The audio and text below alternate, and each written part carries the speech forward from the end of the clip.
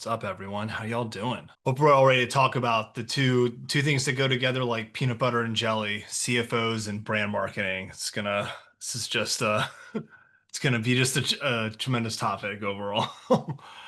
Everyone here is probably a marketer and not a CFO, so I completely understand if you guys work in-house or even work as a consultant and have to do some interfacing or second degree interfacing with the CFO and have to justify your brand investments. And those things can be difficult conversations to have, especially when you maybe aren't as confident about your argument as you would like to be. So that's why Dale and I cooked up this topic, mostly to arm you all with the material to go to your CFO, or whoever your financial officer is at your company, and make a cogent case for brand marketing for your company, knowing that you need that with the performance marketing side of it as well to run just to run a holistic program for yourself. So with that, Dale has prepared, with my help, this awesome presentation on the CFO case for brand marketing.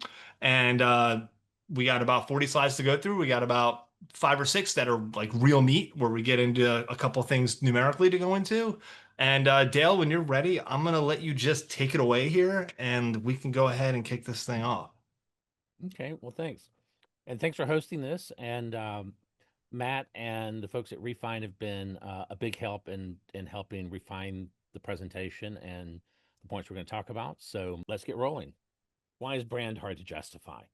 And especially in B2B. I mean, it's much less of an issue in B2C.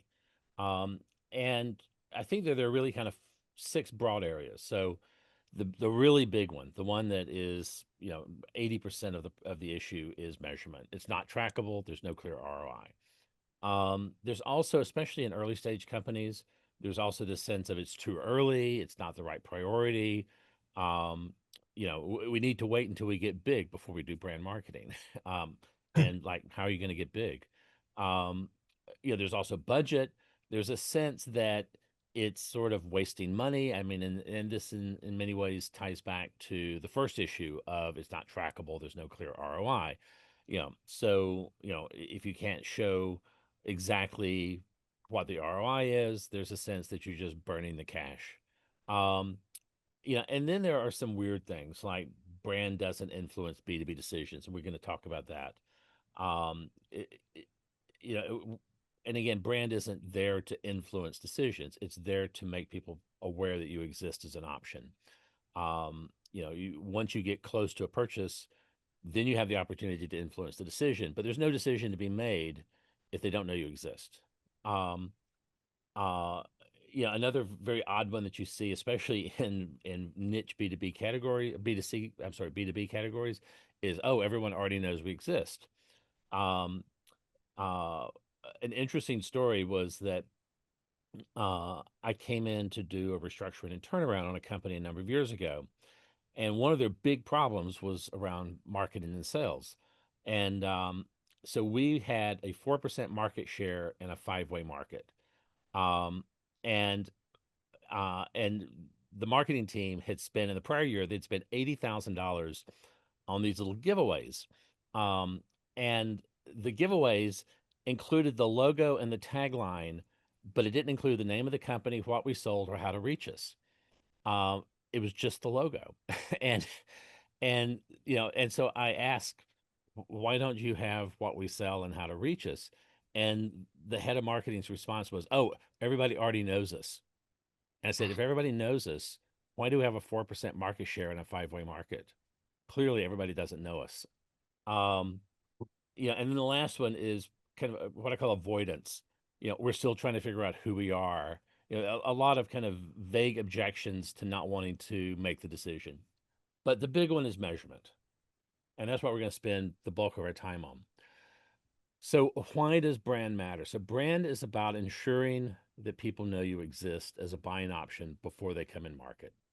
Um, and, there's a lot of fuzzy, I mean, just a lot of fuzzy thinking around brand and a lot of kind of odd hand wavy explanations about brand, mostly coming from brand people.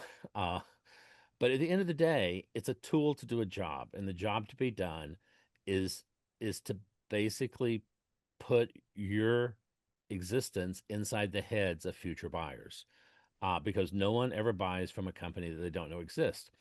And we see this from, I mean, there are quite a number of studies over the last few years. There's a big one from Gartner, there's one from BCG, and there's been some recent work from Sixth Sense. That shows that about 85% of B2B buyers have what they call a day one consideration set, meaning that they have 2 to 3 brands that they are already considering before they ever enter the market to buy. Um, and that day one consideration set is what you get by doing brand marketing. It's the fact that buyers know you exist before they're ready to buy. And 90% of the final purchases come from that day one consideration set. So about 3/4 of all buying decisions are locked in before the buyer is even in market. And they're locked in by the list of brands that they already know exist as an option for purchase. So so what does brand marketing means? It means you're competing for all the buyers, not simply the 1 in 4 who might choose brands they discover after coming in market. It means letting people know you exist before they're ready to buy so they can include you for consideration. Um, so at the end of the day, it means creating recallable memory associations in the minds of future buyers. So any sort of marketing that accomplishes that is brand marketing. And specifically, brand marketing's purpose is to implant or refresh durable memory associations. It has to be durable because if they forget it tomorrow, it doesn't do anybody any good. So memory associations between the brand's distinctive brand assets, your name, your logo, your jingle, whatever you're using as an identifier for the brand, and the product category, along with recall triggers tied to specific buying situations. So brand is about creating recallable memory structures in the minds of likely future buyers. Can I double click on those last 2 slides you just said, Yeah. Dale, real quick, because it really to me cuts at the heart of the difference between brand and performance marketing. Because like in performance marketing, we think of targeting the 1 in 4, the 5% of in-market buyers. And we kind of predict them with retargeting, with signals with intent data.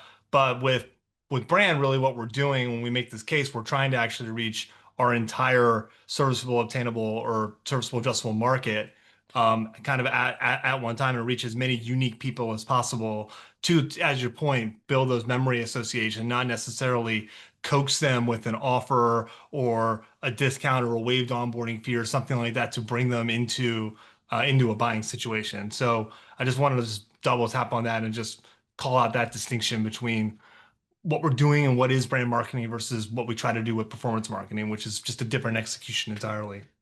Right. And the other thing about performance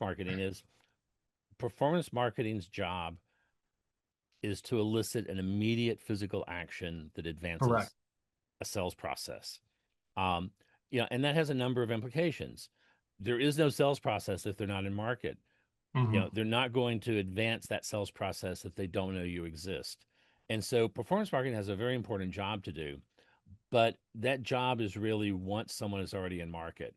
What brand's job is to reach those people before they get in market so that you're already sitting there in that day one consideration set. You're already on the shelf, in the center aisle, um, Yeah. ready to be picked. And because then that makes your performance marketing, and we'll get into this in a minute, is one of the justifications for investing in brand. That makes your performance marketing work a lot better because now you're presenting something that they already know, and you can then, instead of having to explain that you exist, you can then move directly into talking about why you should be chosen over the other options. So, you know, uh, probably the single biggest objection is there's no clear ROI. So the ROI problem is, without a doubt the biggest objection. One of the things to say about this is that this does not come from finance. This originated from marketing people. Finance is asking for the ROI because marketing has trained them to ask for it. If we go back 30 years ago, people in finance were not asking marketers for ROI. And the reason that marketers fixated on ROI is in the era of digital marketing and digital attribution data. The dream was, and it hasn't proven to be true, but the dream was that that with all this data, we can now precisely track every individual customer's journey from end to end, and be able to know exactly what it cost us to generate that sale for each and every individual customer. That's clearly has proven not to be the case. Um, but but out of that came this marketers' expectation that they could use ROI to prove that they were doing valuable stuff. Mm. Finance has picked up that cue and has used this now as kind of the benchmark. Um, uh, so again, finance asks for ROI because marketing has trained it to in the age of digital attribution. And part of what we have to do is to kind of retrain the finance people to think more broadly. Um, Can I double tap on this and ask a quick yeah. question about why marketing? Because to me, it goes back to that heuristic that marketers talk about, where it's like everything must tie back to revenue, right? And that's essentially what happens with this brand argument. There's like really well-known marketers on LinkedIn who espouse these kinds of things. There was even one I saw recently where the well-known CMO is talking about posting a product marketing position and having them tie their activities back to revenue. Is the cast so died on brand ROI that people just keep doing these mental gymnastics to make an ROI argument for things that shouldn't exist? I Well, mean, I mean, and again, I mean, I think there's two, or three questions here. They're sort of subtle. One is, should things tie back to revenue? Absolutely. I mean, mhm, we aren't doing art. This is commerce. sure. Um, Businesses spend money because they expect to make a lot more money than the money they spent. From having spent that money. So it doesn't matter if it's product development, if it's sales, if it's marketing. Um, so it's not at all incorrect to say that we should tie back to revenue somehow. Um, the other thing is that clearly there is some sort of an ROI value that's out there. Mhm, The question is, can you actually measure that value? And is the ways that we're measuring it in any way sensible? And and the answer to both of those questions is generally no. Generally, you cannot measure the ROI value, even though it exists. And absolutely, the way that especially the MarTech platforms have trained marketers to calculate ROI is simply absurd. And the deal is that the finance people intuitively know it's absurd. And we'll talk very quickly in a couple of slides about why it's so absurd. But the way that it's being calculated is insanely wrong. And and what it's doing is it's massively over attributing short-term trackable marketing activities to immediate revenue generation. mhm. And there are cases where this makes sense, but there are many cases where it doesn't make sense. Um, there are cases where marketing ROI is entirely suitable. If 100% of 100% of the spend occurs immediately before the purchase, there are no other related expenses tied to closing the sale. And the primary area where this works is in DTC. So if you're running an e-commerce site and you're hawking shoes, and you're running Instagram ads, and you're looking for someone to click on that ad and immediately buy a pair of shoes, ROI is a really good measure. You don't have a sales team, you don't have a long decision cycle. There's a very, very short window between when the buyer has a need, when they discovered you, and when the purchase is made. And uh, and a lot of it is those very narrow set of time windows that you see in consumer based direct to consumer marketing. In B2B, especially, this is very different. Even in a lot of FMCG stuff, you have very short cycles. Most people buy butter about once every 10 to 14 days. Um, and they're buying it very consistently. Um, so that doesn't give you a long time to forget the brand of butter that you like. If you're buying, some obscure data management SaaS, and your average purchase cycle is, you're going to change vendors once every 5 to 10 years. 5 to 10 years is a lot of time to forget. And this is why brand becomes increasingly important for long cycle purchases. And it's also why marketing ROI, at least as it's being calculated, um, is a really, really bad measure. And Mm. what it does is it pushes you toward these short-term measurable actions, um, which then creates highly distorted marketing organizations. Um, so again, it does not work in B2B marketing in general because we have the time lags, the long purchase cycles, the long sales cycles, and the involvement and cost of the sales team in closing the deal. And the deal with CFOs is when you go in and you want to claim 100% of revenue as your as the R in your ROI, I can promise you everyone in finance is laughing at you. Not necessarily in your face. They'll wait till you leave the room, but then they're going to laugh and make jokes about you because they're looking at the money they're spending on the sales team. And if they really believed you, they would just fire the entire sales team because you know what they know is that they're spending money on that sales team because a big part of that revenue comes from the activity that they're paying for that's being executed by the sales team. Marketing is one part of this. And the other thing in here about long sales cycle to also keep in mind is that if you're doing, say quarterly ROI, this is very typical in a lot of MarTech packages that'll Mhm. calculate this for you, where you're looking at how much revenue came in this quarter divided by how much uh, how much money was spent on marketing activities this quarter. In a typical B2B environment, especially for larger consideration purchases, nothing that gets sold this quarter is has been influenced by anything that marketing did this quarter. Those leads came in the door, a quarter ago. At Uh, least. uh, they've been worked by sales for 3 months to close those deals.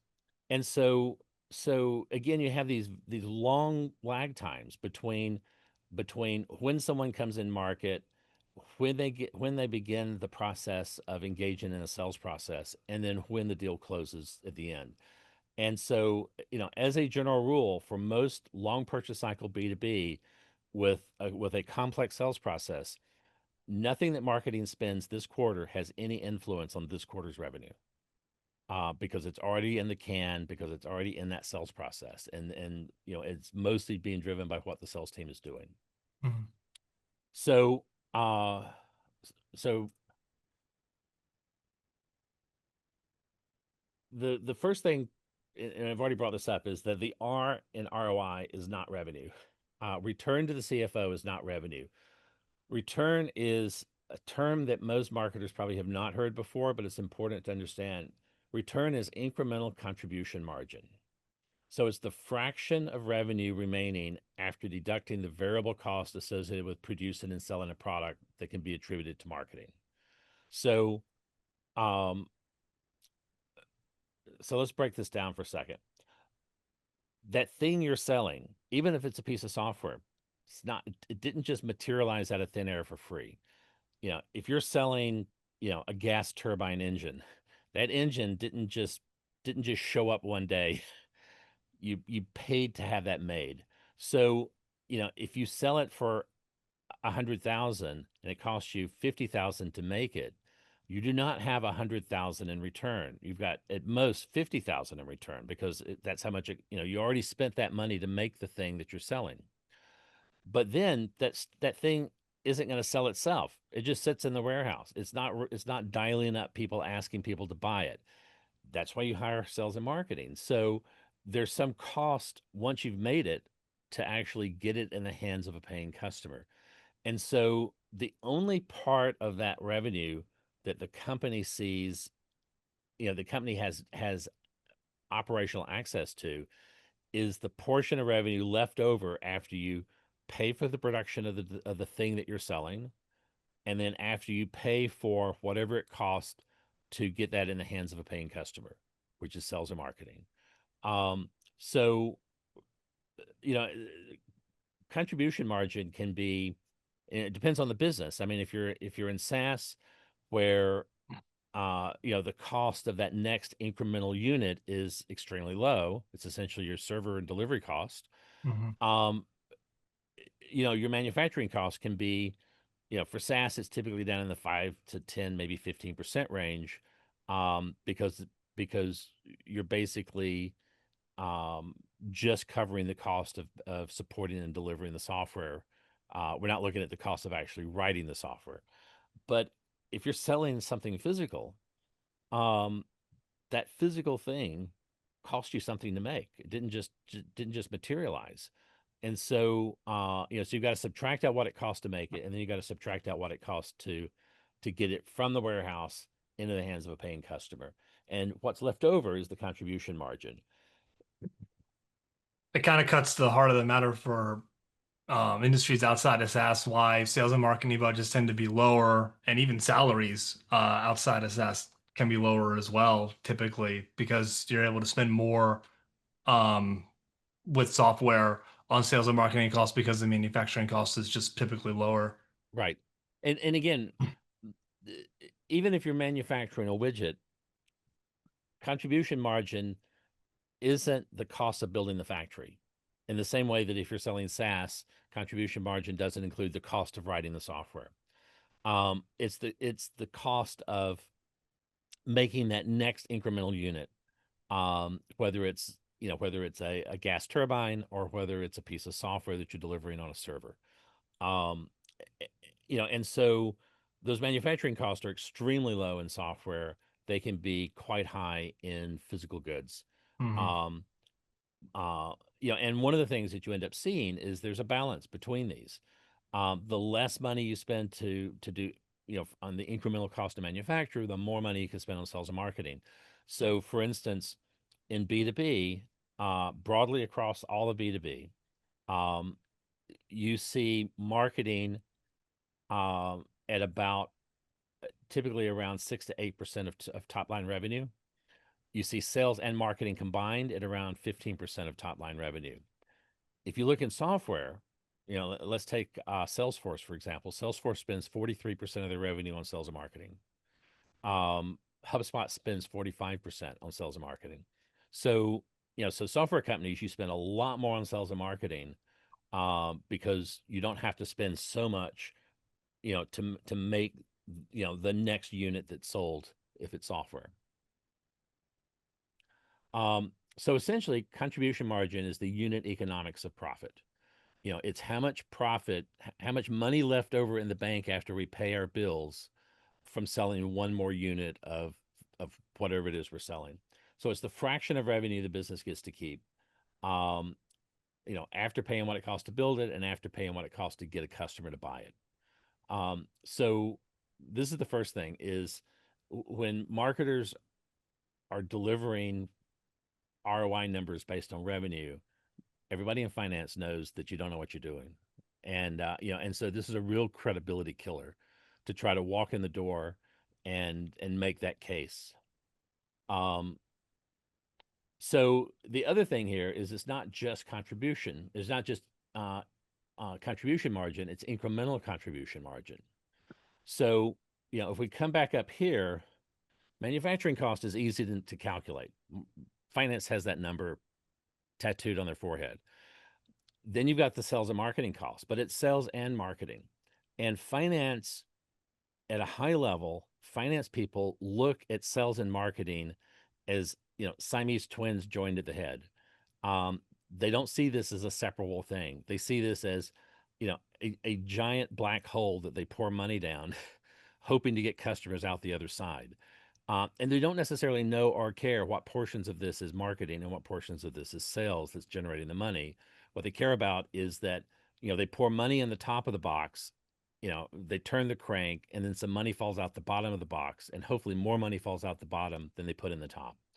And so if you're trying to then split this down to marketing, you've got to be able to come up with some mechanism to separate out the portion of that revenue that represents marketing's effort versus sales effort. This gets very hard. Um, and again, finance people know this. Um, so so again, contribution margin is still not marketing's return. Some fraction of that revenue would have come in even if marketing did nothing. And you see this in a lot of early stage companies. You will see early stage companies hire a sales team 1, 2 years before they bring on a marketing team. They may outsource building a website, but that's about it. Um, uh, and so a lot of companies, all their sales for the first 2, 3, 4 years are coming entirely from the sales team going out prospecting. Um, um, and again, the finance people watch that and they know this, and so they know that marketing can't claim credit for all of revenue or even all of the contribution margin. Um, so return is marketing's incremental contribution margin, the portion of revenue purely from marketing effort. And again, this is part of why an accurate, defensible ROI number, marketing ROI number, is difficult to come up with. Doesn't mean it doesn't exist. It just means that it's not easy to calculate, and you simply cannot deliver the number that falls out of HubSpot or Salesforce or Meta or LinkedIn or anywhere else. And here's an example from uh, a specific example of looking at taking some real numbers and calculating ROI through different mechanisms. So the first is kind of the naive marketing ROI, using customer lifetime value. So this is how HubSpot and Salesforce does it. And you in this example, we run the numbers and we got a 12x ROI. So every dollar spent by marketing supposedly produces $12 of revenue. If you do marketing ROI based on total contribution margin, that drops to 9x. If you do it based on incremental contribution margin, it drops even more to 2.7x.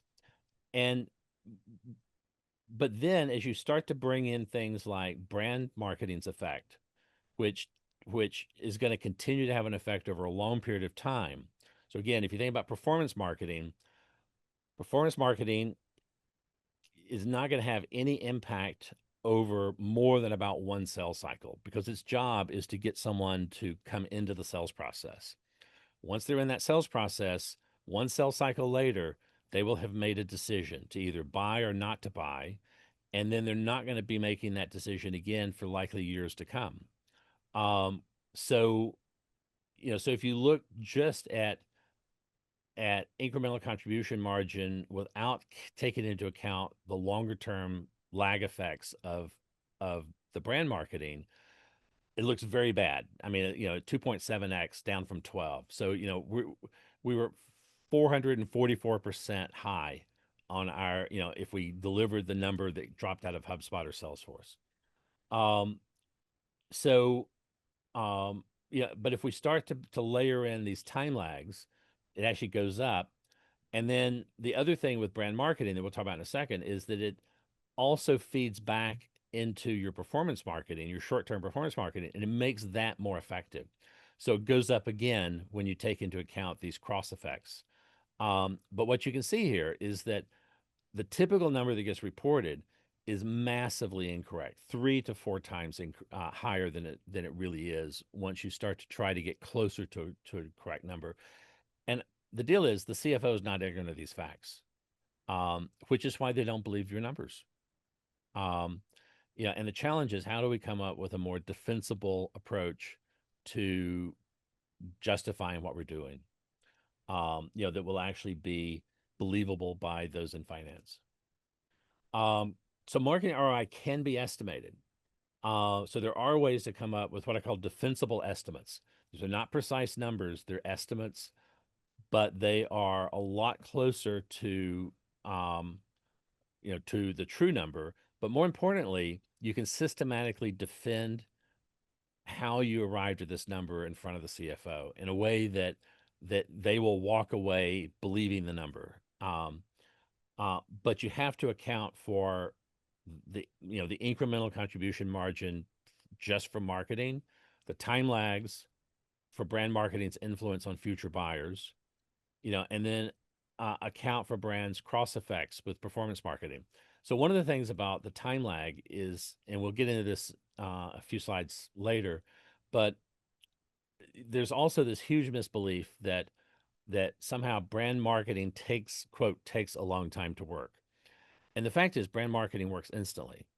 And I've got a couple of examples coming up where I can show precisely brand marketing. If your brand ad gets in front of someone who is actively in market today, it will absolutely influence them. The problem is most people are not in market today. Maybe 5% of your ICP is currently in market. The deal with brand marketing is it's reaching those people in the 95% who are not in market, some portion of which will still remember that brand ad weeks or months later when they do come in market. So the deal with brand marketing, and this is an important point, especially when you're talking with finance or senior leadership. It's not that brand marketing takes a long time to work. It works immediately on those who are currently in market, but it keeps working. It keeps working for weeks and months to come, where the money that we're spending on performance marketing, it is one and done within one sales cycle. So if it's going to influence someone who's in market to enter the sales process with us, that sales process will conclude within one sales cycle. So if you've got a 90-day sales cycle on average, then 90 days after that performance ad ran, it is absolutely having zero influence forever afterwards. Where the brand ad can continue to influence people that come in market next month, the month after, the month after, if they remember you. Um, and we'll go into a much more detailed step-by-step calculation of marketing ROI using this approach coming up in the August brand marketing session. So the other issue in here is that even if we could magically come up with the perfect marketing ROI number, it's still a poor metric. And this is also something that I think a lot of finance people don't have a good handle on, because again, normally if you're in finance and you're using ROI as a metric, you're looking at very precise investments with a very precise return window and a very clear return. So you think about if you're buying stocks, I'd buy a stock today, 6 months later, I sell the stock. So I know exactly what it cost me to buy that stock. I know exactly what I sold it for, and I know exactly how long it was between the time I purchased it and the time I sold it. That sort of precision simply doesn't exist in sales and marketing. We just don't have those sort of hard boundaries around both the investment and the return and the time periods. Um, and if you don't have that sort of precision, ROI becomes a very poor metric. So the biggest issue is that it's not a good metric of whether or not marketing is being effective, whether or not marketing is doing a good job at marketing. Um, an example I always like to give is the highest ROI campaign is the hostess at the restaurant giving away 50% off coupons to every guest who arrives that already had a reservation. So you got almost zero cost for the campaign, 100% conversion, thousands in quote marketing influence revenue, and near infinite ROI. And the point is that if I can give you one example of how ROI is completely misleading you as to whether or not we're doing a good job, um, how do I know that the other things we're doing is somehow working better? And this is the problem with ROI, in that it is ultimately a measure of how efficient you are with spending money. Um, but it's not necessarily it doesn't tell you anything about how effective you are at producing revenue that would not have occurred otherwise. Um, and uh, and there's a close corollary to this as well, which is every additional dollar you spend on marketing is going to be less effective than the last dollar you spent. So if you suddenly, if the CFO comes in tomorrow and says your budget is now 10 times bigger, chances are when you go out to try to spend that 10 times more budget, it's going to be less effective on a per dollar basis than what you were spending before. Simply because presumably if you're doing your job, you're already spending your limited budget, as effectively as you possibly can. And, every time you expand to new channels, broader targeting, you're going to be less and less effective with each marginal dollar. Um, so if you flip that in reverse, what that says is that the highest ROI is if your budget is zero. The next highest, the next best ROI is if your budget is $1. Every additional dollar they add to the budget is going to make your ROI worse. And so this is not an argument for setting budgets. Um, um, and again, the fastest way to increase marketing ROI is to cut your budget in half. Because now what's left, you're going to be spending on things that are on average more effective than what you were spending with the larger budget. So um, uh, this is why ROI as a tool within marketing or to try to describe marketing, is iffy. The other example I give is what's the ROI of a factory building? Why are factories even housed in buildings? The building cost us upfront to build, and it just keeps costing forever through ongoing maintenance costs. So why aren't all factories just built out in the open in the middle of a field? And the answer is because CFOs aren't idiots. That CFOs have a wide range, and finance people in general have a wide range of tools for measuring value creation with their investments. ROI is simply one very narrow special use case tool for understanding value creation. And the example here is, why the second question in here that maybe is not as obvious is, why are factory buildings so basic? Why do you not hire, top named architects to build your factory building? Why are they all like a big tin box? And the reason why is that they're making a valuation, they're making a judgment on how that building is creating value. That building is creating value because it keeps the rain off of the equipment, it keeps the factory line running when the weather's bad out. So it's going to make, so they can calculate exactly how much longer the individual pieces of equipment will last before it has to be replaced if it's not rained on. How, what fraction of time the workers are actually being productive versus, they're not going to be productive if it's raining and the factory's just out in the middle of a field. Um, you know, how often do you have to do maintenance on the pieces of equipment? How many pieces of equipment can you fit within the building? And there are, and the deal is, I've actually have run these models. Um, there are very precise ways to calculate the value of that building. And then what you want is, what is the minimum investment in the building that will accomplish these goals? And that's why factory buildings look like giant sheet metal boxes. They're not very fancy, and they're not designed by expensive architects. Um, this isn't an accident. And marketing is very much the same way. Marketing, in many ways, is like the factory building that houses the sales process. The sales process is what's out there actually extracting dollars out of the pockets of customers. Marketing is what makes that sales process more efficient and more effective. Yeah, I had a quick question. I wanted to bring it up here. I don't know if do you know what lift analysis is as a tool? Do you I'm are you- sorry. do you know what lift analysis is as a tool for characterizing market effectiveness? Don asked this question. I wanted to I bring mean, it is this up. the name of a tool or is this a technique? I understand what lift I analysis believe is I as a believe it's a technique. technique from how the question's being asked. Um, Yeah, I mean, this is basically how you establish um, not only marketing effectiveness, but it's also how you end up establishing what's the the efficiency of the next dollar of marketing spend. Mhm. Because typically you're going to be following some kind of an S curve where you've got some minimum threshold level of spend before you start to see an effect. Then you have a linear period of the curve where the more you spend, the more you get.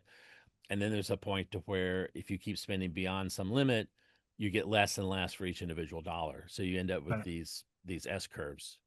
Gotcha. Uh, Oh, so he's talking about it in terms of like media experimentation, like geolift testing or things like that. yeah, He had it in all caps, so I thought it was an acronym. So that's why I was asking the question. but and that sort of incrementality testing, lift testing, there's different terms for it, Sure. is is how you actually uh, go about measuring incremental contribution margin. Right. You calculate contribution margin, and then you're trying to figure out what portion of this came from what portion of the spend we attributed to marketing. Um, and so, this is very central to being able to calculate a defensible marketing ROI number. Mhm. And it's also really the only mechanism uh, for being able to measure, are you actually being effective or are you simply being efficient? And efficiency doesn't mean you're producing anything. It just means that you're getting the maximum number of responses for a given number of dollars. So how many clicks I got per dollar on my search campaign is an efficiency metric. It doesn't tell us Sure. whether or not you know we were attracting people who are actually going to buy with those clicks. Either we could be attracting people who are never going to buy, or we could be attracting people who had already decided to buy and they're going to buy from us anyway, but we're paying for the clicks for them to come to us. You see this, for instance, in Branded search. yeah, branded search campaigns.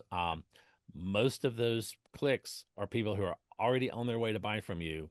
You did not need to pay Google to have them do that. They would have done it anyway.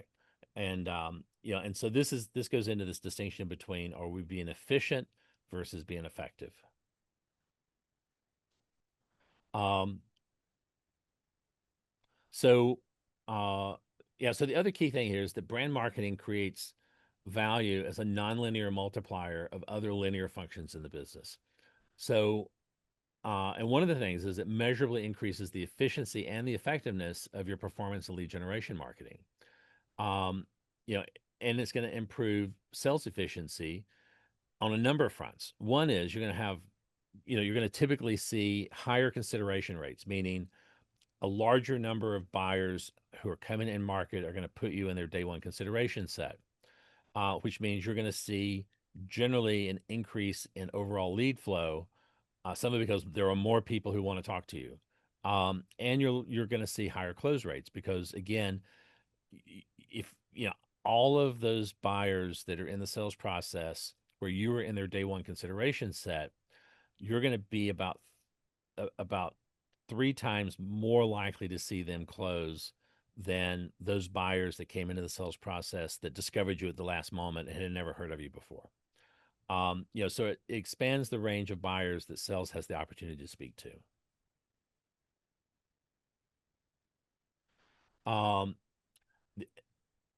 And so this is this notion of brand cross effects, and um, uh, and I'll give a very specific example here. So if you run a billboard or TV ad or a trade show booth, these are essentially pure marketing or pure brand.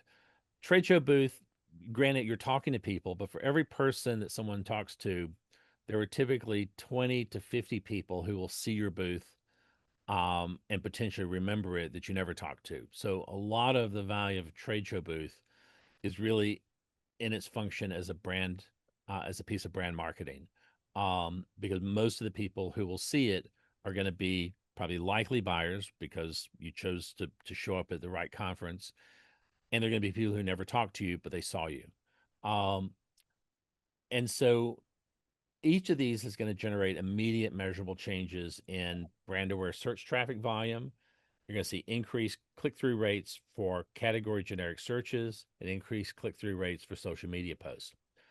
Um, so when there are brand memories inside the head of a buyer, your performance marketing gets a boost by being able to trigger recall of those memories.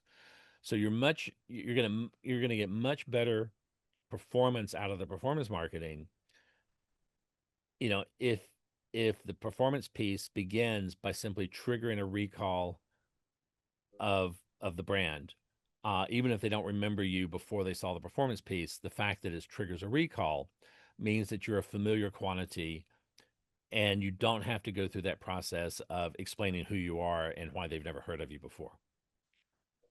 So, and I'll give you a specific example. So, I've run both billboard and radio campaigns in highly, highly niche B2B categories. Um, and I'll give you the specifics on it. So, one example was running billboard campaigns on key traffic arteries leading into major um, medical research facilities, um, selling a very niche biotech product.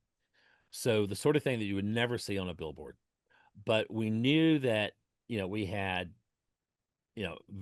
very, very large number of high likelihood buyers that were going to be going down one or two traffic arteries every single day in and out of this research facility. We put up a billboard. I could immediately see changes in both brand aware search volume, and so I was seeing 20 or 30% increase in brand aware search volume because the deal is nobody can click on a billboard. All they can do is to stuff that in their head when they get to the office. If they have an interest, they can type your name in because it's still in their head.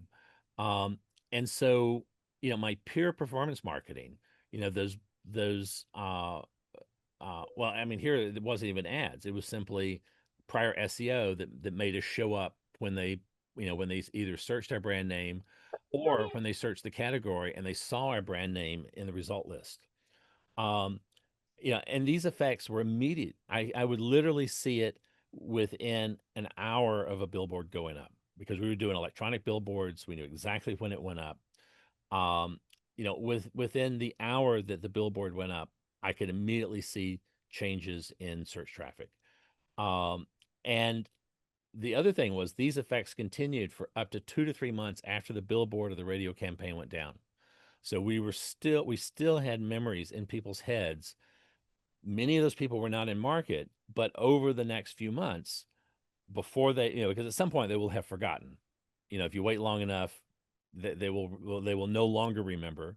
But during that period when they're still remembering, or some fraction of them still remembering, and they're coming in market, you're still getting the benefit of those memories being in their head, and this is very measurable. So that's this idea of cross effects between brand and performance. And again, this is part of a financial argument because the idea is we're already spending a lot of money on the performance stuff. We can get a lot more bang for the buck, you know, if we can also do the brand marketing so that when someone sees that performance ad, they recognize who we are. Or better yet, they don't even have to see a performance ad. They just remember who we are and they Google our name. Um, so, so there are direct financial consequences here. Um, so again, I mean, one of the arguments is brand is not trackable. And the fact is there are multiple ways to track brand marketing. So one of the things is we can look at changes in share of search. Share of search maybe is not quite the right term. Um, More importantly is what you want to look for are two factors. One is increase in the volume of brand aware search, um, and uh, increase in the click through rates of category generic searches where they're clicking on your name, clicking on you in the search results, because both of those represent that represent evidence that whatever you've done with the brand marketing, you have successfully implanted memories in the heads of people who are now coming in market and and are either looking up your name or recognizing your name when they're doing a generic category search and preferentially clicking on you because they remember you versus someone that they've never heard of before. And again, look at your own search behavior. You will see your own behavior here where you are significantly more likely to click on brands that you have, that trigger some recognition when you do a category generic search than you are to click on brands that you've never heard of before. Um, so there's a real sort of almost like blindness to search results. Where on a first scan down a search result page, what your brain is seeing are things that are triggering recall. And your brain is basically ignoring all the things in between that are just noise. Um, the other thing is, uh, and this is a page out of the B2C world, but is completely applicable for B2B, is looking at changes in brand awareness through buyer panels. So things called longitudinal buyer panels, where you're tracking what percentage of people in your ICP via surveys that um, uh, that have some recall of the brand. And there are very structured ways of doing this. This is a very, very established technique that goes back almost a century now in B2C. Um, and there are companies that specialize in helping B2B companies do this. I mean, companies like Winter, um, that that you can turn to very inexpensively, get these sort of buyer panel surveys done. The other thing is the increased rate of being in the day one consideration set. This is something that is often not tracked by the sales team, but could be, in the sense of having the salespeople try to find out at what point you were uh you were became a consideration for the buyer. Was it immediately when they first came in market, or did they discover you at the last minute after they were already in market and doing research? These are not hard things for salespeople to figure out. Unfortunately, they tend not to be recorded in the CRM, but it's an extremely easy thing to add to a CRM that can give you very hard data. And what you're looking for here over time is a increased rate of the fraction of deals where you're in the day one consideration set as a function of the spend you have on brand marketing. And then the other thing is to measure these direct changes in performance marketing campaigns. And and I'll give you another specific example here. There's a very interesting New York uh, advertising and research agency called EDO, and EDO is primarily focused on large consumer brands. But what they do is they do real time tracking of category and brand search terms as a particular company's TV ads are running. So they're actually doing real time, like second by second tracking for when the ad comes on in the local market, and they have integrations directly to Google to be able to pull real time search data. They can see when that 30-second ad starts running, they can see second by second as more and more people are pulling their phones out and searching either the product category or specifically the brand name. Um, and again, this is a great example of how this entire company is built on the fact that brand marketing works immediately, and you can measure it. And so so most of these arguments about it takes a long time, we can't measure it, we don't know if it's working, these are really false arguments. Um, and again, unfortunately, these are not arguments that typically originated with people in finance. These are arguments that originated with performance marketers who want more budget. And so, you really have to kind of restructure the way marketing thinks about what it's doing and how marketing explains what it's doing to, not just the CFO, but the CEO and the board. So, we have a lot of other sections and we're almost out of time. Almost out of time. Yeah. Uh, Keep and going through so that. I'm going to just roll through these quickly. We can always, this will be up on YouTube in a few days, so you can always go Yeah. back and look at these in more detail. So it's too early. Um, and you often hear this in early stage companies. The problem is that if you're an early stage company, your biggest problem is that no one knows you exist. So it's never too early to let people know you're a buying option. And the thing I always point out is that 70 to 90% of a movie's entire marketing budget is spent before anyone can buy a ticket. And the reason for that is that if they don't do that, they're going to open to empty theaters for the first 3 months. And your B2B product is no different than that movie. If no one knows you exist, your sales team is going to have a really rough time for the first 12 to 18 months because no one's going to know who's calling and or why they should listen to you. And so, when I work with early stage pre-launch startups, which is a lot of what I've done in the last few years, my recommendation is you need to do intensive brand marketing starting 6 to 12 months before the product launch. And then once it launches, then flip over to doing relatively intensive performance marketing so that you can feed active leads to the sales team. And then a year in after you've launched, then come back to a balanced approach to where you're splitting your budget between brand and performance. And that's going to give you, the fastest, best path to revenue traction. Smart Uh, approach. um, yeah, the other is it's not the right priority. Brand marketing isn't something that just big brands do. And you often hear this, that there's not some magic size where you need to be at least this big to, so it's not a carnival ride, that where you have to be this tall in order to get on the ride. Uh, you know, every business needs to do this because at the end of the day, you can't just wait until everybody knows who you are, because the only way they're going to know who you are is you tell them. Um, the other thing is brand is too expensive. And this is another financial argument that's worth considering.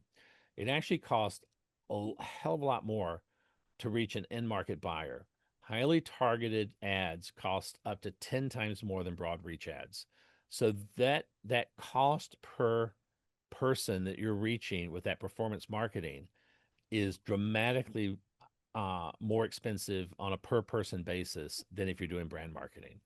Um, um, and the other thing in here is that brand isn't about paying to reach everyone. It's about paying to reach people in your ICP who are likely to be future buyers. But brand marketing as a whole is significantly cheaper, per Person. eyeballs Yeah. than um, uh, than performance marketing. The other one is this wastage. I don't want to pay to show ads to people who aren't going to buy. Um, and this is really focusing on the wrong optimization. You're being efficient instead of being effective. What matters is the unit cost to reach a future buyer. What does not matter is the overall CPM or ad wastage rate. What you want to know is what does it cost to reach the next 1,000 eyeballs that are likely buyers? And that may be 10% of the people you're marketing to, but if the channel is cheap enough, it can still be a very cost-effective way to reach likely buyers, even if 90% of the people you're showing ads to are never going to buy. So you got to look at the effective CPM for people who are likely buyers. Uh, That's basically the argument for channels like Reddit or Meta over LinkedIn in some Right. aspects. And I've done a lot of work in Reddit. I think Reddit is absolutely the most amazing brand marketing channel in existence, at least in digital. TV is the best overall, but Very engaged audience for sure. but not only that is I can get I can get really quite good ICP targeting in Reddit, Sure. primarily by focusing on specific subreddits. Yes. And I am consistently running in the $3-4 CPM range. I cannot now click through rates is 0.1% on a Yeah, good it's day not good. because nobody goes to Reddit to click on your ad. Um, so the whole point of Reddit is they go there and you can catch them with some brand exposure as they're doing other things. But you can get relatively good targeting, ICP targeting, for astonishingly cheap price in terms of CPM exposure cost. I'd say the same thing too, even with really niche subreddits like like I target surgeons on Reddit, for instance. Yeah. CPMs are extremely competitive compared to, what we do on LinkedIn for basically the same audience. Well, and the other thing is even Facebook, because I've also done meta ads. Facebook is much more of a brand marketing platform than it is a performance marketing Oh, platform. 100% it is. Yeah, Yes. you're not going to get good click-through rates because nobody goes to Facebook to click on your stuff and leave. Um, you know, but but again, I mean, I've often have seen, you know, CPM cost for pretty good targeted ads on Facebook that are down in the $5 to $7 range, which This is is a especially true when because they force you in the Advantage Plus anyway, and so they're gonna have a lot of domain over your placement. Like the amount of feed ads you actually get is a lot less than you would think. oh yeah, that's for sure. But uh yeah, so again, if you're doing brand, the key metric is CPM. Assuming that you get good targeting and what I call effective CPM, which is essentially, you know, if 50% of my audience is likely in my ICP, but it costs me $5 a CPM, then the effective cost to reach that 50% is effectively $10 Sure. a CPM. And then I can now compare that with, for instance, really ultra high performing Google paid ads are typically, for me anyway, up in the $40 to $50 CPM range. If I look at something more hyper focused like Shopify App Store ads, those run up in the $400 to $500 CPM range. So we Mhm. have 100-fold spread in CPM range, um, on these various channels. And you have to think about, is this a brand channel for me or is this a performance channel? Um, Sarah had a quick question since we just got into talking ad platforms because we talked about how good Reddit and Meta we think are as brand platforms. And so the follow-up question from Sarah is LinkedIn then best for performance marketing? I assume among the social channels, because I think search obviously is probably one of the best performance marketing channels there is. What is your opinion on that? I've I, search done well. I think is just a killer performance channel. Um, LinkedIn is, I mean, my experience with LinkedIn is that it's kind of not terribly good at any one thing. It's extremely expensive on a Very CPM expensive. basis as a brand platform. It's still, you still get very low performance, in terms of click-through rates on LinkedIn. Because again, people aren't going, unlike search, people go to search to click away from search. On LinkedIn, people are going there for reasons other than clicking on your ad. And Mhm. so, I still think of LinkedIn as being at least as much a brand platform because you're going to have difficulty getting reasonable good click through rates. But you got a good opportunity to expose people to the brand. But then, It's what do you expensive. paying on a CPM basis for those eyeballs? And that's where, compared, and again, it's always compared to what? So what are you paying for those eyeballs on LinkedIn compared to paying for Yeah. those same eyeballs on Reddit or Or on Meta. Facebook? Yeah. And uh, now again, you might say, well, those eyeballs on LinkedIn, we're gonna they're gonna convert at a much higher rate. Well, Mhm. but if it costs me 10 times as much on a CPM basis to get to reach those eyeballs on LinkedIn versus say Reddit, are those eyeballs going to convert at 10 times a greater rate? Because if they only convert at 2 times greater rate, I'm still overpaying by a factor of 5. And Sure. so, so if you're paying a premium for those eyeballs, you have to be getting something else to compensate for the money you're paying. And that's my problem with LinkedIn is that I struggle to find a rationale for what it is I'm paying for above and beyond the CPM rate since I'm not getting great click throughs anyway. Um, what am I paying for about that audience that makes it 10 times better than reaching the equivalent audience over on Reddit? And that's Yeah. the challenge. I'll chime in with my thoughts on this too, Sarah. So I personally LinkedIn has a lot of ad types for performance marketing. They have they have the conversation ads and lead gen ads, but I find of social plat search, by the way, I agree with you, Dale, is the best performance marketing channel, Google and then even Bing.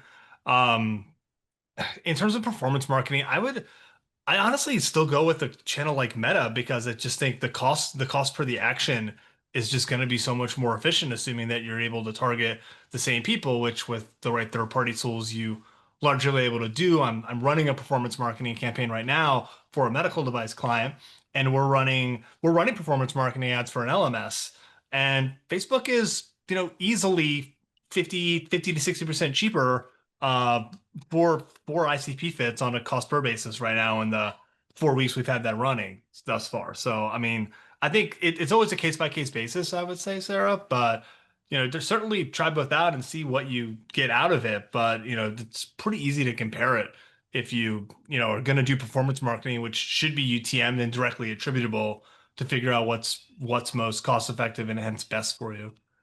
Well, and the other thing to keep in mind too is um, the login rates on the Mhm. channels. Um, one of the nice things about Reddit is a lot of people are not on Reddit, that you want to reach, but those that are on Reddit tend to be Or on not Reddit a on other lot. channels. Yeah. And but if you look at something like LinkedIn, the average LinkedIn account logs in between once a week and once a month. Those ex Notwithstanding everybody on this webinar. Right. But those exact same people are typically logging into things like Insta or Meta or Facebook, um, 7 to 10 times as often as they are on LinkedIn.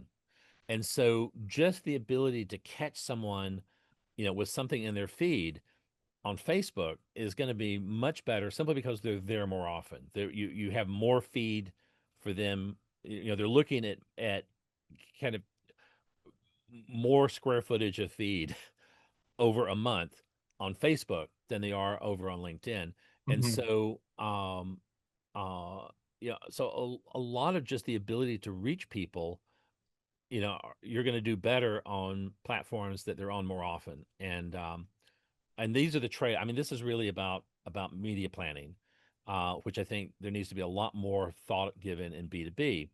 But how often you're on Facebook versus LinkedIn, the same people is important.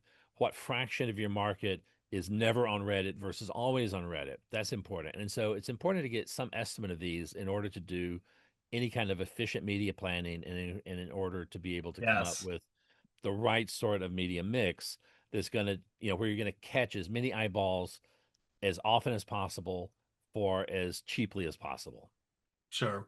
Yeah, that goes into audience research tools and, surveying customers or surveying your marketing and things like that. But I mean, And largely in SaaS, I say this all the time that we kind of live in an advertising duopoly on right. LinkedIn, or it's like you do LinkedIn or you do Google, but there's a lot of other channels. To tie the bow on Sarah's question, I will say for brand, I do like LinkedIn for CTV. It is a much more competitive CPM than single image statics or even videos on LinkedIn, and you do get the control over the job title targeting. So that is an attractive thing, especially if you have like a smaller audience. So I'll add that in as kind of just to tie the knot on that question. Yeah. And the last couple of things here is one of the other arguments is we need results now. And the deal is that there's very good evidence that brand ads are highly effective at attracting in market buyers, but only about 5% of your buyers are currently in market. But the brand ads keep working on that 95% who come in market, over the next 1 to 2 quarters. Today's brand ad won't work forever because eventually it falls out of people's heads, but Mhm. it will keep working, as they come in market. The deal with your performance ads, and again, this is a core financial argument that's important to understand. Your performance ads, they're going to impact that 5% who are currently in market, but today's performance ad will have zero impact after one sales cycle. Because within one sales cycle, whether they clicked on the ad or not, whether they entered your sales process or not, within sort of one sales cycle for the category, they've made a decision and they're now not in market for likely years to come. And so, any impact that that performance ad has is very, very bounded in time. Where the brand ad, because you're really engineering the ad to create these durable memory associations, will keep working for some period of time in the future. So you get much, much more mileage for the dollar and much cheaper price per eyeball for the as well. So you win both on efficiency and effectiveness with the brand ads over the performance ads. But again, you still have to do the performance stuff. You still have to get people in the sales pipeline. Um, so you got to find that balance. But it is quite expensive to get people into the pipeline compared to influencing future buyers to consider you when they come in the pipeline in the future. Sure, that's why your retargeting audiences are just significantly higher CPMs across the board, any channel. Don has a question on intent data. Actually, I want to ask this. This is a performance marketing question. I'm sorry, we're getting a little bit off the deck here. Is that okay? Yeah, yeah. All right. So Don asks, understanding that not all intent data is created equal, how can different types, first party, co-op, bitstream, for examples of B2B intent data be used to improve one's identification of effective ICP audiences and identifying that in-market faction? I don't know if you have opinions on this. I certainly have a couple, but cool. How would you respond to that Uh, question? uh, you have two consider. If you have a contact, you have two considerations that you have to make. Is this contact likely in my ICP? Is this contact in market? Intent data is not going to tell you if they're in your ICP. It just isn't. Um, the intent data may or may not tell you if they're in market. The question then becomes, so you need to have other tests to determine, to look at, typically in B2B, we're selling at the account level, not the individual level. You need to be able to look at the account that the contact is associated with and have some sort of objective test to determine what's the likelihood that they're not just in our ICP, but in the portion of the ICP likely to buy from a company like us. Right. Um, then the question is, are they in market? Um, and the big issue with intent data is that it it does not contain enough information to reliably tell you if someone's in market. If you strip away the marketing BS, starting with the word intent, there's nothing in this data that's in any way remotely associated with intent. What they're selling you is they're selling you either your own first party or third party website visits, period. You're buying a list of website visits. What they're doing is they're inferring if someone visits a particular category page on G2, then maybe that person is in market to buy in that category, or maybe they're just kicking the tires, or maybe they just accidentally clicked on the wrong link. All of those things can fully explain why that page visit got recorded. What they're selling you is a bucket of page visits mostly to third party sites. And and but because they call it intent data, they implant in your head the assumption that there's something a lot more there than there really is. And and the thing that I've seen, because I've run very, very sophisticated machine learning based models trying to extract intent from site visit data and from site interaction data. And what I've seen from that work that I've done is that there is relatively low information content in that data that allows you to infer intent. And the net effect is a lot of people who are visiting have no intent, and a lot of people who not just visiting, but a lot of people who are engaging in activities that might trigger you to think that there's intent have absolutely no intent whatsoever. And there are a lot of people that have a lot of intent that never engage in those activities. And so what Right. you see is, I'm tracking people coming to our site. I'm measuring, I'm de-anonymizing them, and I'm measuring, in detail every mouse click, every pause on a page. I've done very, very sophisticated models around this. And what you see is there's a lot of people who do all these things that have absolutely no intent to buy. They're just tire kickers. And then there are people who will just pop up in the sales process that never did any of those things. And so whether they have intent or do not have intent is very, very poorly correlated with the extremely expensive data you're buying from some of these companies. Um, and so if you're buying this data and you're getting a sense that there's not good correlation here, you're not off. It is what Yeah. you're seeing. And the other thing is I won't name vendors, but I have looked at data, I've analyzed data from just recently from a very, very large, like $2 billion a year SaaS company that was heavily involved in using purchased intent data. And it was a little better than randomness. If I followed transactions to close, or actually not even to close, what I did was I followed the transaction to sales qualified lead, to see what fraction of these people actually were clearly in market because they were fully engaged in the sales process, whether they bought or not. Um, a, Much of that in those intent signals were a little better than just randomness. Do you have a feeling on like behavior-based or signal-based data as well, which is kind of like the new replacement for an intent data? But it's essentially the same thing. Yeah, yeah, I Yeah. agree, but it's Yeah. like, but I mean, it's obviously how people are replacing the nomenclature right Yep. now.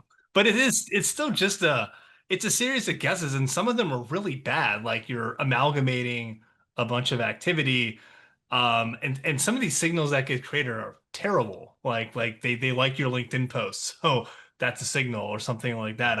I see agencies actually promote that kind of stuff, but to your point, I look at that as largely guessing. Dale's commenting here about like context and saying like a request for pricing as an example would be a pretty good indication, but that is first party data. And that's a better that's more intent than largely what Right. some of these other things are. So I would I would want to like distinguish between the two. I mean, There are three Dales intent in this call, Dale. That's correct. intent is a uh intent is a hand raiser, who says, I want to talk to a salesperson. That's intent. Everything else is a fuzzy guess. And That's what retargeting is. Retargeting is a fuzzy guess. Like when you're creating retargeting off of website visitors and video views and ad engagement, it's a guess. I mean, so there's and I'll give you a little bit more detail about platforms that I've developed in the past. We were pulling in very large number. I mean, for a B2B product, very large numbers of traffic. Um, and I was generating tens of millions of records of what I call behavioral data. So we would pull them onto the platform, typically through a campaign, onto a landing page. We had specific things available for them on the landing page, and we were tracking how long they spent on the page. We could see exactly what was in the view frame as they scroll the page. We were tracking their mouse movements because there's a fairly high correlation between where the mouse is on the page and what they're reading. We could track how much time they spent reading each section, what they clicked, how often they came back, an enormous amount of behavioral sort of signal data on a first party basis. And my best models were not better than about 40% at guessing whether or not they actually had intent. And the problem is there just is not enough information content in those signals to reliably predict whether or not what you're looking at represents intent. And and this is one of the reasons that BDRs exist, is that literally a 5 minute, a 10-minute phone call with an actual human, you will learn a thousandfold more information than all of that signal data that you could have collected and all that intent data. Um, and the problem is this notion of how much information is actually in the data, and signal and intent data is inherently low information content data. Even if you have a lot of it, you still may not have very much actual information. Where a sales conversation is a very high information rich data set. Yes. And and this is one of the reasons that all of these intent data, all of these scoring systems, all of this stuff does not replace a 5 minute call with a BDR. Let's get to the next slide. We've run way Okay, over, and sorry. I'm happy that we have because we got a great Q&A back and forth out of it. But I don't wanna abuse everyone's time here. I Yeah, do like this slide, and I think this is a good one to end on. The other few slides we could even cover a little bit in the August session, or you and I can even just jump on and just yeah. do a quick 15 minutes. So But go this ahead is and a run through common, this. yeah, this is a common objection you hear in B2B. Our buyers are rational. Um, you know, and my response is yes, and that's why you have to do brand marketing.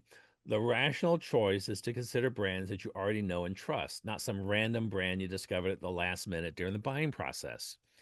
And so there's nothing more rational than doing brand marketing and letting people know you exist before they're ready to buy, because you're leaning into to their rationality around a brand selection when they do have to make that decision.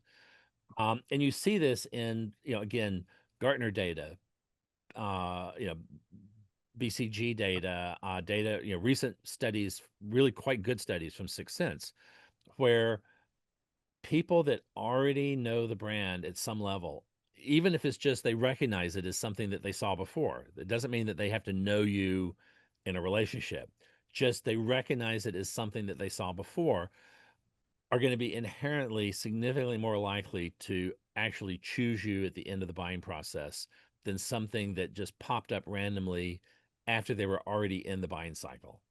And this is very important to lean into that sort of rationality with the brand marketing. Um, and then closer related is brand doesn't influence B2B decisions. And the key thing here is that brand marketing is not designed to influence decisions, because you're reaching, for the most part, you're reaching that 95% who are not in market. There are no decisions to be made. What you're trying to do is you're trying to get them to remember you so that you've got a chance to influence those decisions in the future when they come in market. So it's about getting into that day one consideration set. Once they're in that day one consideration set, you can now deploy your performance marketing, your sales efforts, all these other tools to be able to convince them that you're the right choice. But if you're never in that day one consideration set, you basically have cut yourself off from most of the opportunities to influence that buying decision when the time comes. That Um, whole diatribe on this, but it kind of spilled into the signal, the intent data and the retargeting discussion. So we can keep moving. We can keep yeah. moving. So we're almost at the end here. So we're too niche. I have worked in some extremely niche areas, where brand marketing was the linchpin for our being successful. I mean, I spent quite a number of years working in a product category called oligonucleotides. This is synthetic DNA molecules that are custom manufactured for researchers, mostly at universities. Doesn't get more niche than selling DNA molecules to scientists. Uh, and you know, our number one problem was that most people didn't know that we existed. And we fixed that problem by doing really clever, intensive brand marketing. So you're never too small to you know, to, that you don't need buyers to know that you exist.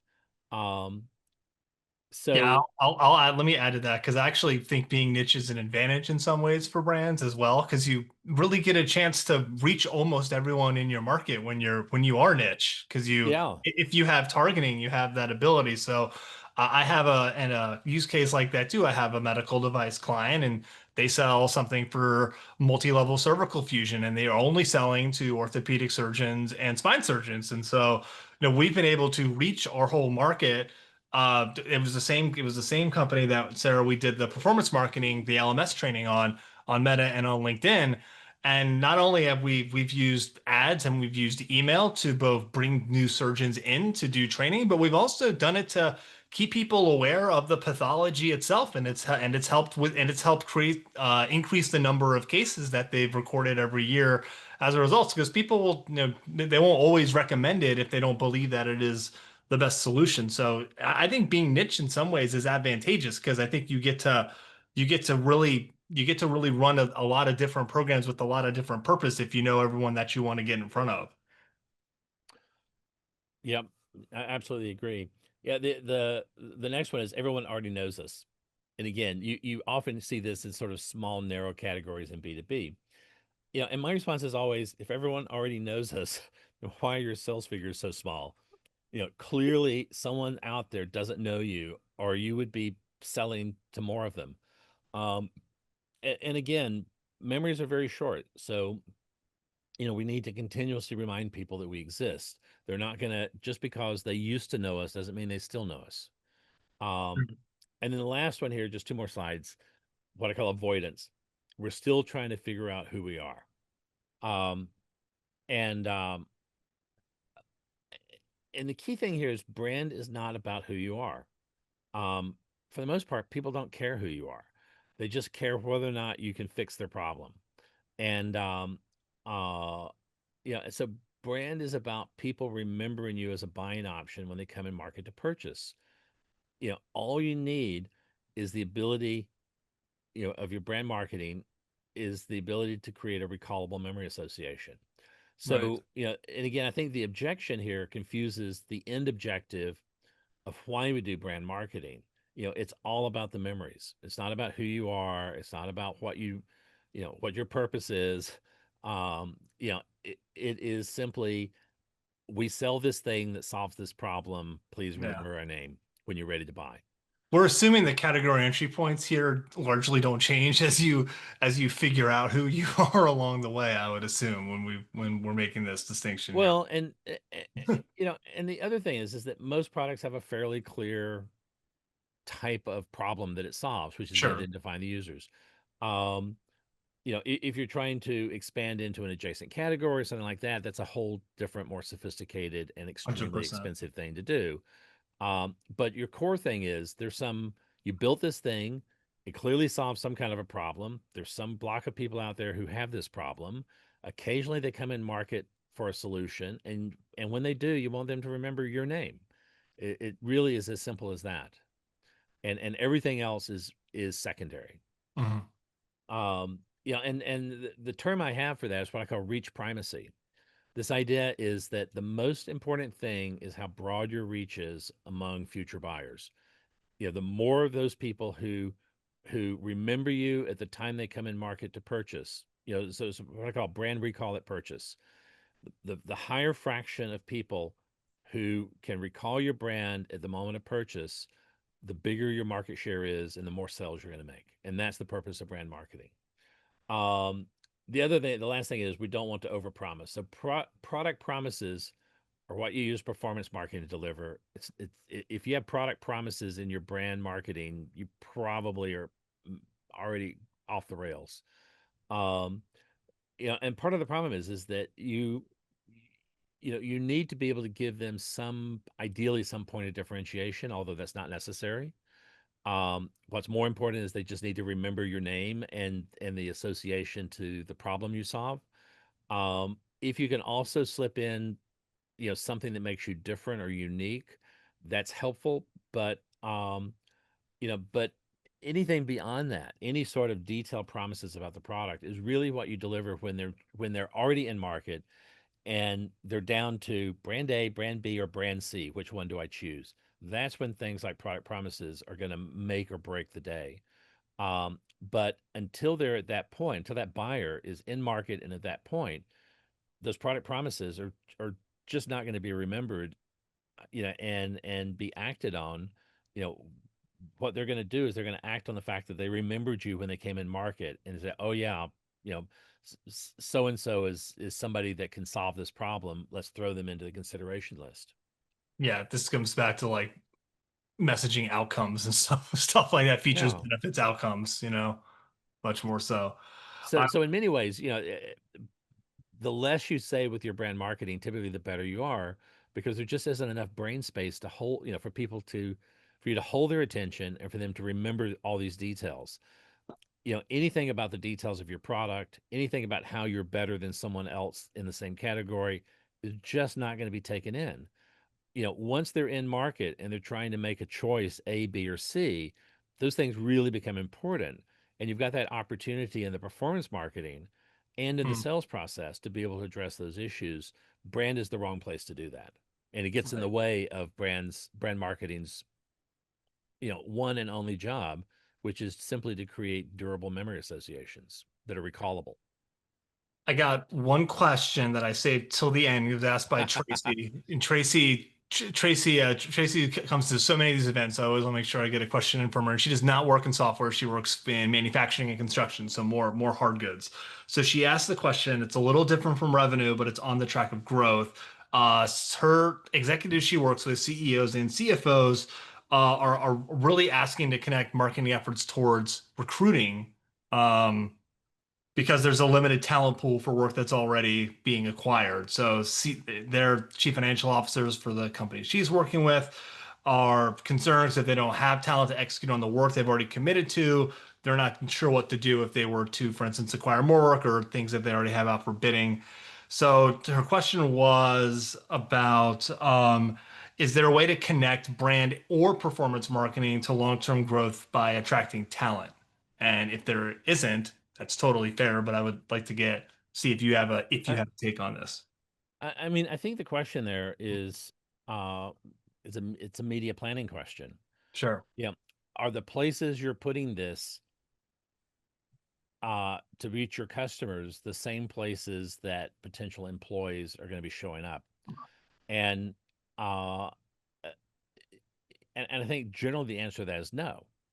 Um, if you're selling again, if you're selling CRM software, um, but you need to hire, Python developers, chances are most of the places you're going to be advertising your CRM software is not going to be places where Python developers hang out. Right. And I think that's the real challenge is and there can be exceptions to this. I don't think there's a universal rule, but Doesn't this kind of go back to your point you made earlier that you're still trying to figure out what LinkedIn is for you? Because yeah. this is like one of those things that you can use LinkedIn to solve your problem for, and then also do the same thing that you were going to do in some ways. but but the other thing too is that the sort of communication you're making to get someone to remember you when they come in market or to choose you when they're making a selection um, is radically different than what you're going to want to communicate to someone who you want Oh to come yeah, work for you. And, 100%. I think you're probably better off to carve out some fraction of, if labor acquisition is the rate limiting factor for the business for business growth, then it makes sense to carve out some section of the marketing budget to focus on the kinds of brand and performance ads that are going to appeal to um, the kind of people who are going to come work for you, and to place them in media channels that are likely to reach those types of people. Mhm. And so carving out 10% of your budget for that is probably going to be significantly more effective than trying to include that in your customer centric brand and performance marketing Yeah, because it's a different I would customer agree with base. that. Yeah, and I would agree with that. I also say, like, I mean, HR has a budget. It probably should come out of that in some way, shape, or form, or at least be up for discussion. And I would say on construction, and for construction, which is one of the examples she brought up, this is exactly why when you go to construction sites, they have their big banners on top of their cranes Yeah. with their websites with messaging about work for us. I mean, you use your job sites, which usually attract subcontractors and other people kind of around there, day laborers and things like that. Yeah. Usually is it's kind of the place where you're going to find people in market for a job, let's say. So I think there's just some of them are just the mechanisms that you would use, I think, to achieve that. Well, and again, it's a media planning question. Yeah. Yeah, and that sign on your crane or that sign, at the front gate, is that's media. And that's part of a media budget and part of media planning. But but you're probably not going to find day laborers on LinkedIn. No, you're probably not. You're more But you might, you're but better off you putting a find billboard by professionals. Home Depot or Lowe's or Yeah. something. But if you're hiring engineers, you'll definitely find those engineers on LinkedIn, but you may not find those engineers hanging out in places where, you know, people who want a refinery built are hanging out. Yeah. And again, that's the challenge is, um, you may need, a separate media planning process and separate messaging to Yeah. reach those sorts of people independent of what you're doing to try to reach customers. Yeah, I would agree with that. I have one client I do recruiting advertisement for. I work with a completely different team on it. It's a completely different purpose. We're in completely different geos. They're trying to get territory manager coverage in places they want to expand to. And I'll leave my reply to the question there because you basically answered it. Okay. Any other questions? I don't see any other questions. Oh, there's one more. It just came in by Daniel. Okay, so Adam is in ad tech sales with marketers as part of the ICP, and I can use 100% of what you have said when prospecting while managing. Oh, sorry, he's just telling you what a good talk was. I thought it was a question, but that's okay. So I don't see any more questions right now, and we went 37 minutes over the allotted time, so that's okay. And Stephanie's nodding her head because she's ready to go. So look, guys, we have our next event in August, and it's going to be like kind of the coup d'état. We're going to talk about marketing ROI is broken and how to fix it. And that is going to probably get quite in the weeds. We probably will not need 38 slides to go through that. But hopefully that'll be something that you guys can take with you with like an asset or something like that to work through actually figuring out incremental contribution margin, which was one of the big things that we talked about today, which feels like it was yesterday. But Dale, I just want to tell you how much I appreciate your time and your expertise and your work here. Really excited to do our last installment of this. Hopefully, not the last time we do an event with you, but the last installment of the series next month. And everyone, as usual, yes, we will send the presentation and the recording. It'll be on Stack and Growth, I believe, as well, Stephanie. So you guys will get a chance to hear this anywhere that you catch content from Refine Labs or LinkedIn or Dale Harrison. So Dale, thank you so much for your time. Appreciate it. Well, and I appreciate you guys at Refine Labs hosting this and and helping get some of these topics out in the world. Sure. We need to elevate the conversation around marketing measurement and just what marketing does as a as a function for companies. It's it's too much of a it should be tied to revenue, obviously, but it is very it can be very performance heavy at the end of the day. And there's other things that marketing can and should be impacting for the business beyond simply performance marketing. So I'm happy that you bring such a levity to that discussion. I think it's great. All right. Thank you all so much for your time. Appreciate it. We will catch you all next month and look for some of the stuff to drip out here over the next week or so. Appreciate it.